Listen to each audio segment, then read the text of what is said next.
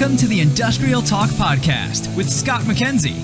Scott is a passionate industry professional dedicated to transferring cutting-edge, industry-focused innovations and trends while highlighting the men and women who keep the world moving.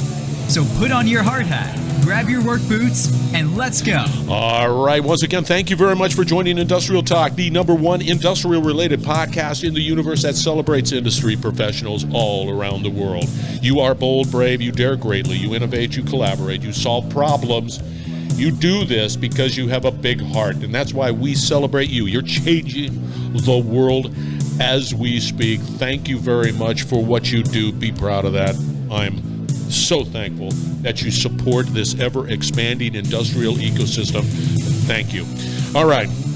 We are broadcasting from OMG's Q1 meeting. It is in Reston, Virginia, and it is a collection of people that are just passionate about solving challenges, today's challenges. It is working and it's happening fast, and these individuals here at this particular event are passionate about solving those problems. In the hot seat, we have a gentleman by the name of Richard Robinson. Bloomberg is the organization, the company, and it is going to be acronyms central here. So we're going to have a bunch of acronyms. So just hold on. I'll make sure that we're clarified. So let's get cracking. All right. Richard, thank you. Thank you for having me. It's been cool. Yeah. How long have you been a part of OMG? Me personally, since I joined Bloomberg about 9 years ago. Oh, no kidding. So, yeah, more active in the past 2-3 years. What do you work? I mean, what are you engaged in? What consortium? What?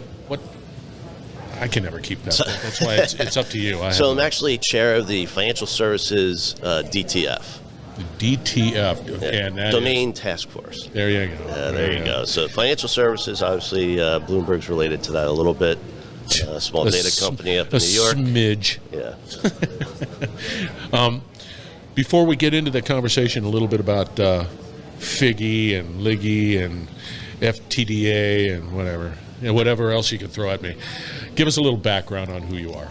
So I'm chief strategist for Open Symbology at Bloomberg. So Open Symbology. Symbology. So that's a fancy word for data and data models and all the fun things around data, right? It's not just the data. It's the data model that surrounds it and the symbols and the identifiers you use to classify things. Symbology. That's all right. He wins. New name, Symbology. There you go. For me this weekend. All right. Let's talk a little bit about your involvement here at OMG, what you're doing in the organization, and then specifically around I want to say FIGI. Did I get that right? Yep, FIGI standards. Take us through that.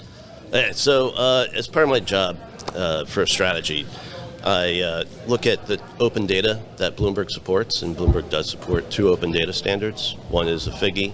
One is the LEI, Legal Entity Identifier. FIGI is an object management group standard. Since probably about 2014, Bloomberg had come up with it back in 2010, let's say. And what it is it's a data model for describing financial instruments. Now, there's tons of identifiers out there, from tickers to other identifiers for different national countries and whatnot. So, like IBM common stock, you're trading on New York Stock Exchange. You have IBM as the ticker, AAPL is the ticker for Apple, but that might not necessarily be the same ticker that's used in Germany or the UK. And then each national country, each nation has its own national numbers for all different purposes, and it's just a wash in all these different identifiers. So one would say, why do you need another identifier? Because the one thing is that they don't all relate to each other. So you have a many-to-one relationship between a lot of these identifiers, and there's no model that brings them all together. So what Bloomberg did back in 2010 was try and tackle this problem, especially for an internal perspective, right? Because we manage data, we have to manage it properly.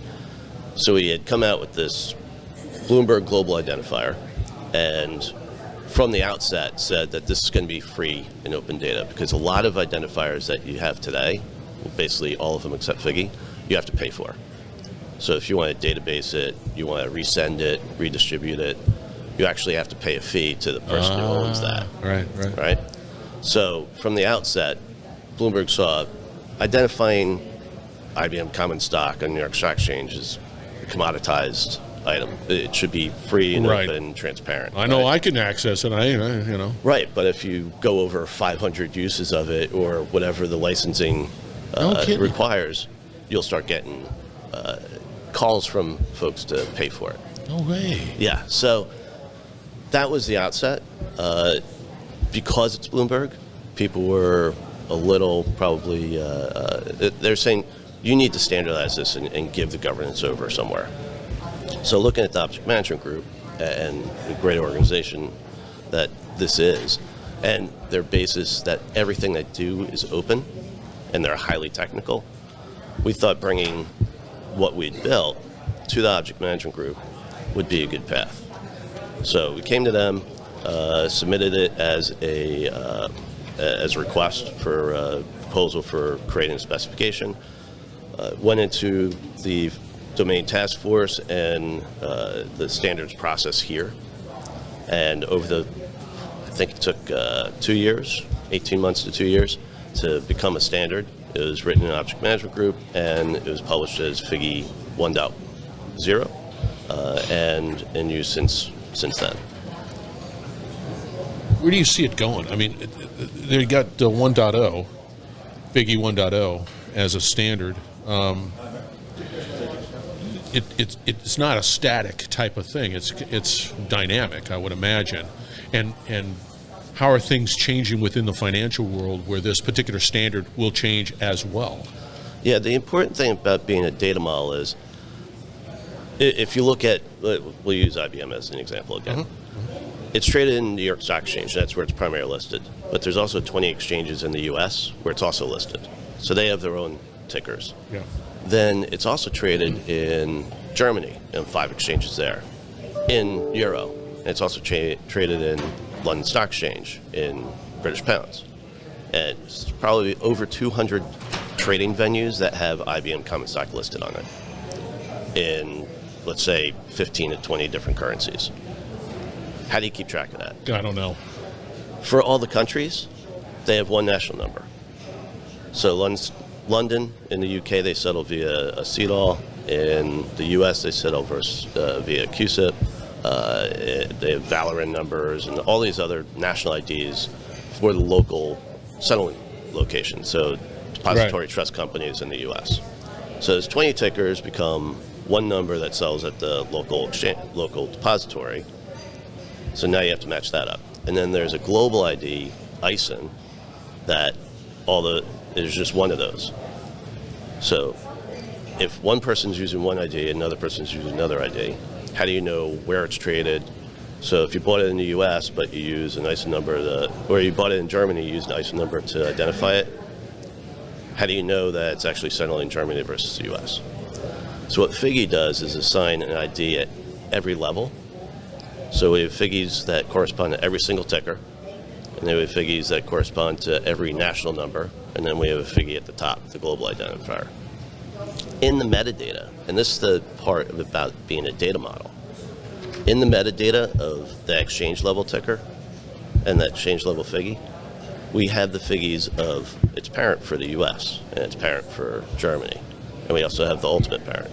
So you can actually model and roll all this stuff up together and aggregate it, and through the open data, and it's free and open, you can actually associate all these different identifiers together. And we include the descriptive information about it too. So it's IBM common stock, it's listed here. Did you have to, in this effort with OMG, work with all these other trading organizations to get them to agree? Or? Not the data providers, but we had financial services companies that have that same problem. So I have 30 years in the industry. Right. Before I joined Bloomberg, I was at global banks and global brokers and whatnot. And every single company I worked at had its own internal database master that associated all this stuff together, and they have a whole raft of people and systems meant just to keep the data quality between all this stuff. Yeah. So what FIGI does is help enhance that and provide a better data quality for everybody, and in an open way so that everybody can use it. So if you don't have it, you can actually come into openfigi.com website and either manually or using the Open API, access that data. Okay. Is it? So I want to because it's. I know it's a lot. It is. I want to fire hosed on you. Yeah, but no, it's okay. Has there been? I mean, is it still being adopted? I mean, yeah. So progress through Object Management Group. We actually just did a revision, 1.1, and we're in revision for 1.2. I'll relate this back. So, in terms of adoption, we have, 14 billion requests on the website for FIGI data per month. And that's globally. Really? Yeah. Billion? Billion API requests or manual searches. No kidding. Yeah. So, and it's global. So this is traffic both from the U.S., South America, Europe. It's global. Africa. All the continents. Asia Pac, yeah. So it is being adopted. It is being adopted. Based off of the traffic that you're... Based off of that traffic. An additional thing that we recently did, and that's why we're in revision 1.2, is we added digital assets, cryptocurrencies. Yeah. So, see, you're bringing up another point. Go ahead. Yeah. The important thing about the standard as well is that the governance was created within the specification. Also within the specification, before I get to governance, is the reason it's open is the MIT open source license is embedded within the standard itself. So it's not something that anybody can just rip out and just say, we're going to start charging for it. Right. So because the open source license is embedded within the standard, someone within OMG has to go through revision if they ever wanted to try and remove that, and I doubt that would be successful at all. Right. So within the governance section, and that's the important part of becoming a specification here, is the governance that it allows. There's two types. There's registration authority and there's certified provider. So the registration authority and certified provider are both, you have to apply and be accredited through the Financial Services Domain Task Force. Registration authority is responsible for managing the standard and ensuring data quality and all that kind of thing. The certified providers are the ones that can issue it. Up until about 3 years ago, Bloomberg was the only certified provider, and we're the registration authority. But, so cryptocurrency. There's a firm in France called Keiko that came along, and they're cryptocurrency data provider. They're a data aggregator. And they were having the same problem of all these different IDs in the cryptocurrency space. Yeah. Because you have Binance, you have Gemini, Coinbase, all these different exchanges. And then do you do BTX or BTC for Bitcoin? And so all different kinds of tickers and everything else. And they were trying to aggregate this stuff together as well. So they came to us and said, well, what if we did FIGIs for cryptocurrencies? So Keiko came in to the Object Management Group, went through the accreditation process, and became a certified provider for cryptocurrencies. And probably about 2 years ago, started issuing cryptocurrency FIGIs in a data model aspect too. So there's a FIGI for like Bitcoin and a FIGI for Ethereum. Then there's another one for Bitcoin Ethereum cross, and a different one for Ethereum Bitcoin cross. And then you have. Do you just have this conversation? What, do you have this conversation with your wife? Because I guarantee you. No. I'm not sure my wife. Well, I know my wife doesn't really know what I do. She was excited that I joined Bloomberg because when people ask what I do, she can finally say, "Oh, he works for Bloomberg," and then people don't ask her any. That's right. My kids are tired of listening to me, but this is really important. It is like it's plumbing, but it's foundational level stuff. because what runs the financial industry, runs every industry, is being able to trade something with somebody. Yeah. And if you can't properly identify it and do it in a transparent way, Yeah. then that sort of grounds everything to a halt. That's blockchainish, right? Yeah. But then also in regards to acceptance, if you look at, since we've gained, we also, Object Management Group works with other standards organizations, like the U.S. National Accreditation, the Accredited National Standards Institute, or the American National Standards Institute, ANSI, has X9, which is the Financial Services Division. So OMG has a relationship with them, and they submitted the FIGI standard to X9 to get national accreditation status within the U.S. We did that in Brazil as well. What happened is, right after we got that, we started getting included in consultations from regulators as well.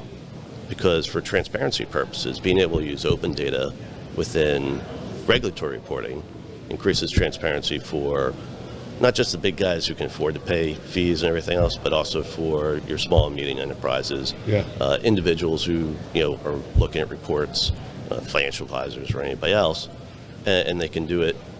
Now the government can redistribute that information, and the reported information is free and open and transparent, so you can look up the information. Where do you see it going, this whole standards? I mean, it's changing. Just from our small conversation, it's dynamic. Where do you see it going? What's sort of you've already touched upon the Bitcoin. What do you see it going? Well, standards is a very esoteric space. It'd be great if more people were participating in standards. Yeah. And there's a lot of standards organizations out there, but that's not a bad thing. And I don't think it's a bad thing there's a lot of different standards as well, because standards should be for particular use. And let's look at screws and nails. We go to the hardware store, we pick up whatever we need. There it is. I look at the price. Right. That's cheap. I got it. But if you're in construction, you know that using a particular type is important. If you're doing wood to wood or metal to wood, what kind of environment it's going to be in. The screw heads are different because of different load factors and everything else. I don't know anything about anything more than that. That's but right. Yeah. I mean, there's different standards for those reasons, and just like there's different information standards for different purposes and reasons. Well, I got to tell you, man, you've blown my mind. How do people? They're saying, I still want to know more about FIGI. How do people get a hold of you? Are you out on LinkedIn? I'm in LinkedIn, yes. Richard Robinson, Bloomberg, they'll probably bring you right to me. There you go, yeah. No. That was a great conversation. And you know what's interesting about it is the fact that we take it for granted. I don't see it. I mean, we just live life. Right. And the masses just live life, and we just don't recognize the fact that there's a lot of things happening underneath that we just take for granted. Like, whatever. It's these standards are so important. Yeah, and that's why the SEC has started including FIGI in regulation. Yeah, see? So. You're a rock star. I like it. All right, listeners, we're going to have all the contact information for Richard out on Industrial Talk, so fear not. You will be able to connect with him out on Industrial Talk. We are broadcasting from OMG Q1 meeting here in Reston, Virginia. It is, again, a collection of people like Richard who are just passionate about solving challenges of today's market. So thank you very much for joining. We will be right back. You're listening to the Industrial Talk Podcast Network.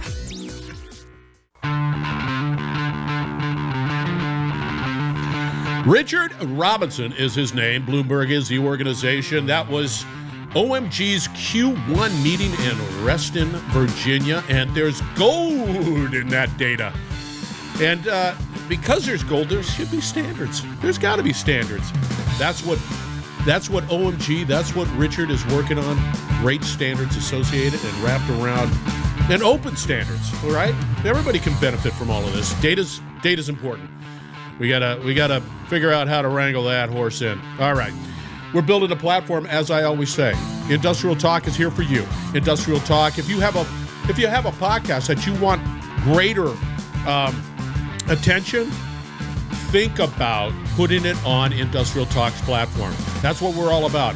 Getting that information, getting that message out, educating, collaborating, and of course innovating. And that comes with conversations. So be bold, be brave, dare greatly, hang out with Richard, change the world. We're going to have another great conversation shortly, so stay tuned.